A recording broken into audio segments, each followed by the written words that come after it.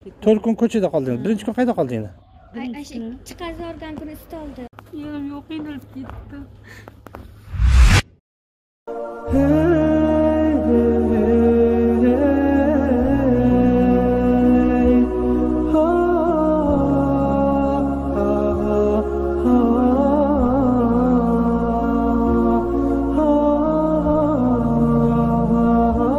İsmingiz Mirzoxon.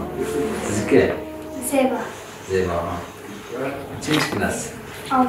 Hozir endi bu yerga kelishlikka nima sizlar majbur qildi? Uy to'g'risidan kelsin. Ko'chada yo'qligimiz. Uyingda yo'qmi? Yo'q. 4 kundan bo'sh ko'chada yuribmiz deysizmi? Qayerda ko'chada misol to'g'ri qilib aytganda? Bog' ichida ko'pincha yurdim. Hatto sovuq kunda ko'chada isitmada yo'qdingmi? Ko'chada to'q. Ya to'rtinchi mikronda stol bor ekan. Toshkentga ketaman. Nima bor ekan?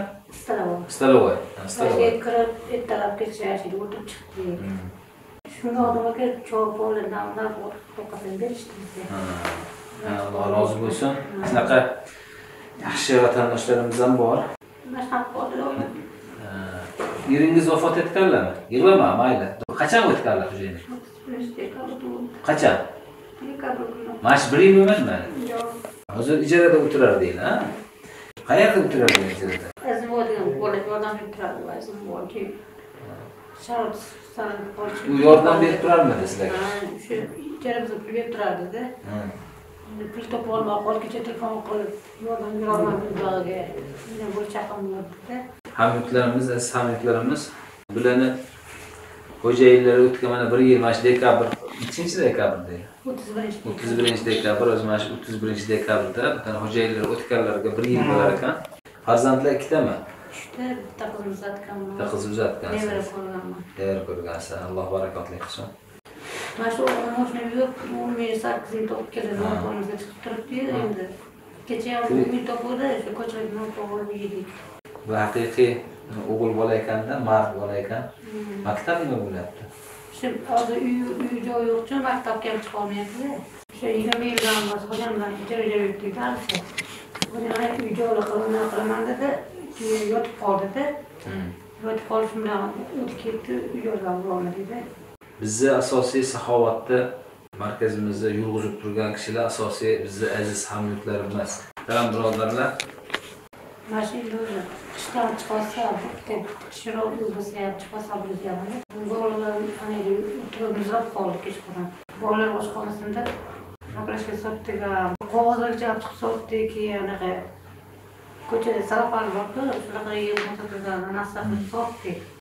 Xo'jayin o'tganlarga 1 yil o'tdi. Qanaqa tirikchilik qildinglar? Mana shu qildi.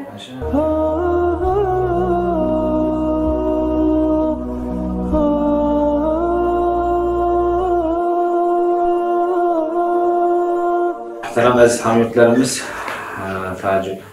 Haligi yoz kunlarda bo'lsa, endi bilinmaydi.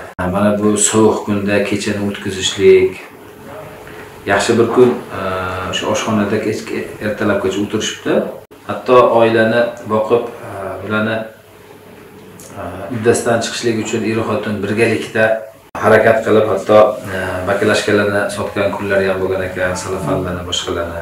Eng asosiysi Alloh bu oilaga shafqatli, rahmdil zot ekan. G'ururlik, hamiyatlik, oilasiga qo'yib yonadigan mana bu hamada bo'lavermaydi. Oya sizga muborak bo'lsin. Bunaqa o'g'lon mashinani bolalarini qoraytirib, ha? Muborak bo'lsin. Bu bola inshaalloh haligi katta bo'lsa, katta bo'lib voyaga yetsa, inshaalloh mana bunaqa biz qilayotgan ishlarni juda kattasini qiladi. Xudo xolasa 8 ming, 10 ming pul yetmaydi-ku. Nima? Faqat non olib yedinglarmi? Non shu ashira stoldan yarim kosta ovqat oldik. Buni bitta ikkamiz bitta ichdik. Keladi, stol yotgan pulimiz ham bo'ldi. Bu menda yotdi, men jimpirim o'rab qo'ydim. O'zingizda nima bo'ladi? O'zimizda savol bilmasdan deb bolalar arzon bo'ldi stolda. Ismingiz nima edi? Zeba. Zeboxon, nima deb so'radingiz Allohdan? Uy joyi bo'lib, ishlashni Onangizdan, ha? Qarang, kechasi o'zlari sovuq yasada ham jumpirlarni yechib sizni o'rab qo'yibdilar. Duoni qabul bo'lish alomatlaridan bittasi ana shunaqa qiynalgan, chorasiz vaqtda yagona Allohdan umidni uzmasdan, nimaga menga yordam bermayapti demasdan, o'ziga yalinib so'rashlik ana shu duo qabul bo'lishligining alomatlaridan ekanda. Nimada duo qildingiz, Zeboxon? Sizlarga ketishlarini. Kimdan so'radingiz? Allohdan. Allohdan, ha? Duolarni eshituvchi, duolarni qabul qiluvchi zot borligiga ishonib so'ragansizlar, ha? 5 ta turib, ikkitasi Xudoga Qur'on duo qilishdi. Birinchi uy so'radi, uy so'rab duo qildi. Ashirlar yig'ordi, bir ko'rib, Alloh ko'zdan yosh ketdi.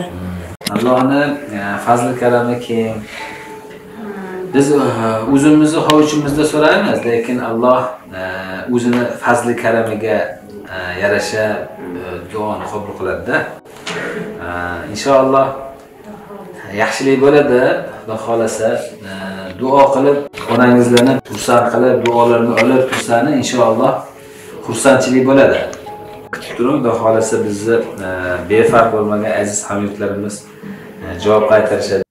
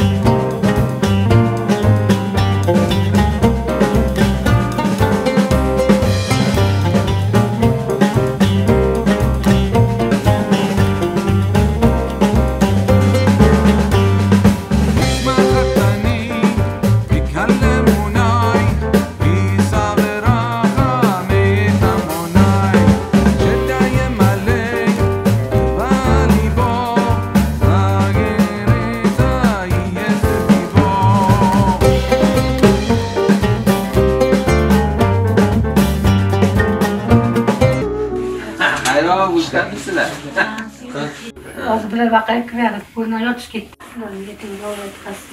Endi yonma-yon 3 ta hovli bor mana shu yerda. Bu yerda yaxshi niyat bilan otaxonlarimiz bilan bosh asosiy bu yerda qahramonlarimiz tepasida turib şey harakat qilib, ushlab kelib qurdirgan kishilar mana shu opodlarimiz. Dadamiz, Xudoga ko'mlar. Shuni yaxshi xayrli niyat bilan o'quvchisini yo'qotgan bir oila bo'lsa, Payg'ambar alayhisalom aytgan ekanlar, agar Alloh bir bandasiga yaxshilikni xohlasa, uni amal qildirib qo'yadi degan ekanlar. Nimaga amal qildirib qo'yadi desa, Alloh uni umrining oxirgi vaqtlarida yaxshilik ishga muvaffaq qilib, yaxshilik ishlarni qildirib, o'sha yaxshilik ishni ustida olamdan o'tishligini nasib qiladi. Mana shu Alloh u bandaga yaxshilik iroda qilganligini belgisi deydi Payg'ambar alayhisolatu vassalom. Allohning huzuriga yorug' yuz bilan borishlik. Bu ishga xohlagan kishi bel bog'lab kirishavermas ekanda, Alloh qachon qalbini yumshatsa, oxiratini dunyodan ko'ra ustunroq ko'ra olsa, Payg'ambar alayhisalomga bo'lgan ozgina bir ishqi muhabbati qalbida bo'lsa, bandalarga, Allohning oilasiga, Allohning xalqiga, Allohning yaratgan bandalariga shafqat ko'rsata olsagina bu ishga muvaffaq bo'lar ekan.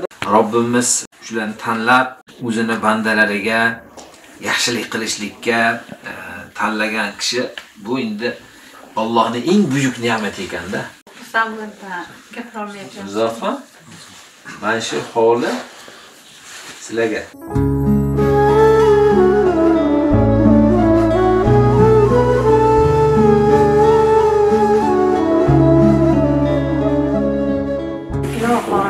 Sevgini Allah terbiyesi. Tencereyle sağlık. Şundan oldu. Ya kadar işini on kadar yesin. Dedem bunu kadar dokuduydu. Parvadı başkan yaşını on kadar.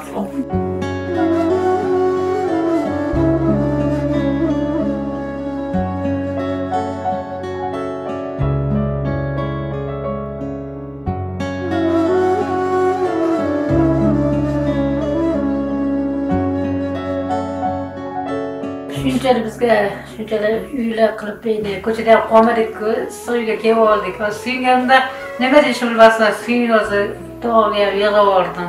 Hozir bolalar suyga gapirolmayapti-da. Bugun ertaroq bizga uy bergan Parvodga ko'chada yurmaylik bunday qilib, bolalar ko'chada soqol yurmaydi deb duo qildim. Keyin ishda bolam bilan yig'lab, sirlab duo qildim. Xudoyim uy joyligan berdi. Shukr, rahmat, tenjeriga sog' bo'lsin, shunchalik qiyin. Allah'a şükür.